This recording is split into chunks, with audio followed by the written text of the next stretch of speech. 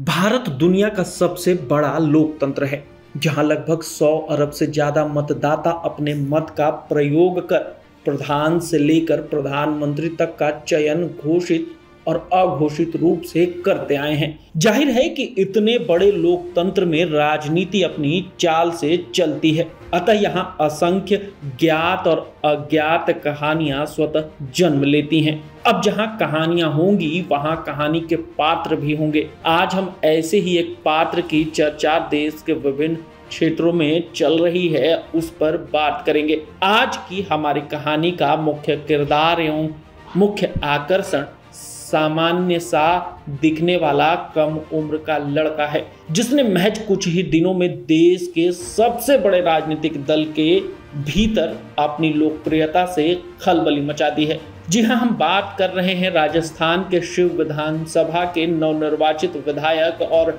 Youth icon के रूप में उभर रहे रविंद्र सिंह भाटी की। 3 दिसंबर 1997 को बाड़मेर में एक शिक्षक पिता के घर जन्मे रविंद्र सिंह भाटी, जिन्हें उनके समर्थक रवसा के नाम से पुकारते हैं, और उनकी राजनीतिक यात्रा बेहद ही रोचक और रोमांचक रही है। जोधपुर के जय नारायण व्यास विश्वविद्यालय में अध्ययन के दौरान एबीवीपी से जुड़ने वाले रविंद्र सिंह भाटी ने छात्र संघ अध्यक्ष चुनाव के लिए एबीवीपी से समर्थन मांगा, परंतु समर्थन न मिलने के उपरांत निर्दलीय उम्मीदवार के रूप में पर्चा भरा और आश्चर्यजनक रूप से एबीवीपी और एनएसयूआई के प्रत्याशियों को पछाड़ते हुए छात्र संघ के अध्यक्ष पद के चुनाव में विजय प्राप्त किया। बड़ी बात यह थी कि विश्वविद्यालय के इतिहास में कोई अध्यक्ष निर्दलीय चुना गया था। यह पैमाना रविंद्र सिंह भाटी की लोकप्रियता बढ़ाने में बहुत कारगर सिद्ध हुआ। कोविड-19 के दौर में छात्रों की फीस माफी की मांग को लेकर आंदोलन करने के कारण कई बार जेल जाना हुआ, जिसमें रविंद्र सिंह भाटी की लोकप्रियता में बहुत तेजी से उछाल आया, क्योंकि विश्वविद्यालय में पढ़ने वाले छात्र आसपास के जिलों से आते हैं। अतः जोधपुर सहित विभिन्न जिलों में भाटी छात्र राजनीति का एक जाना पहचाना नाम बन गया। उस समय तक माना जाता था कि यह सब सोशल मीडिया तक सीमित है, परंतु समय अपनी गति से आगे बढ़ता रहा और समय के साथ साथ रविंद्र सिंह भाटी भी।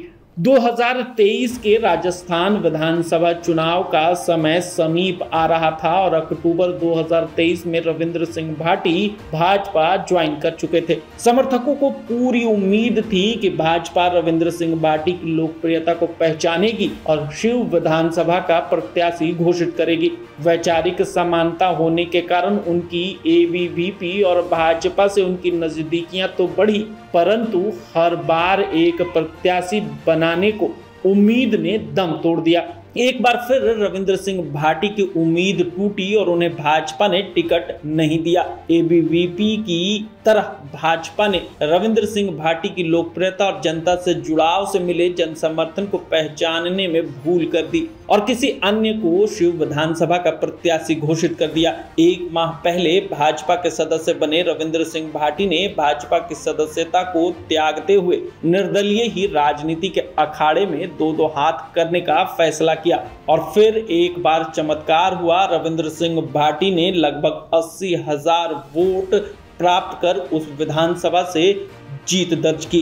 2024 के आम चुनाव में फिर से रविंद्र भाटी मैदान में है और इस बार वह राजनीतिक दलों से उम्मीद न कर स्वयं पर भरोसा कर रहे हैं और निर्दलीय ही बाड़मेर जैसलमेर लोकसभा से अपनी दावेदारी प्रस्तुत कर रहे हैं। विश्वविद्यालय के चुनाव रहे हों या फिर शिव विधानसभा के, दोनों ही जगह निर्दलीय विजय मतदाताओं ने रविंद्र सिंह भाटी को निराश नहीं किया है। अपनी लोकप्रियता, जनता से जुड़ाव और युवाओं के चहेते होने के बल पर रविंद्र सिंह भाटी क्या बाड़मेर जैसलमेर लोकसभा में एक बार फिर इतिहास रचेंगे और निर्दलीय ही देश की सबसे बड़ी पंचायत तक का सफर तय कर पाएंगे? यह देखना बहुत ही रोचक होगा।